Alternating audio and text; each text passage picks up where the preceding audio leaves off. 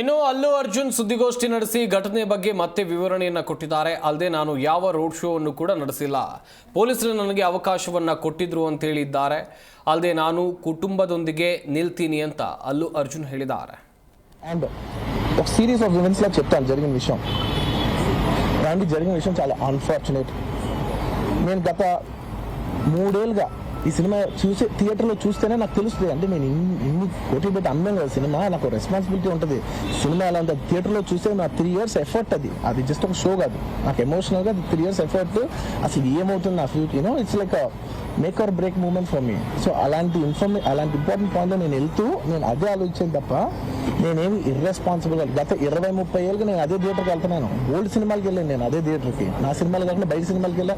ఎప్పుడు ఇలాంటి యాక్సిడెంట్ అవ్వలేదు. అండ్ నేనేదో ఇర్రెస్పాన్సిబుల్గా థియేటర్కి వెళ్ళిపోయాను, పర్మిషన్ లేకుండా ಜಿ ಕನ್ನಡ ನ್ಯೂಸ್ ಈಗ ನಿಮ್ಮ ಮನೆಯಲ್ಲೇ ನೋಡಿ. ಎಲ್ಲ ಕೇಬಲ್ಗಳಲ್ಲಿ ಈಗ ಲಭ್ಯ.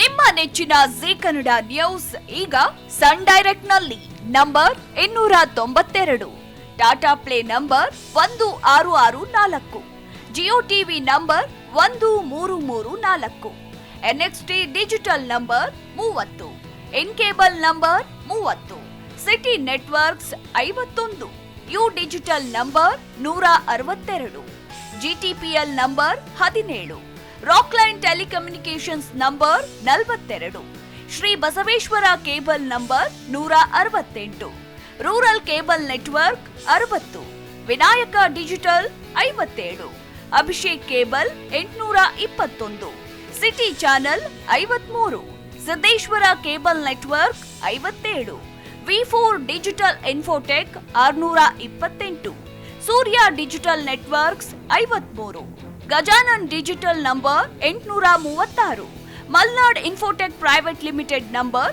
56, Metrocast number 830, victory digital number 167ರಲ್ಲಿ ನೋಡಿ ಆನಂದಿಸಿ.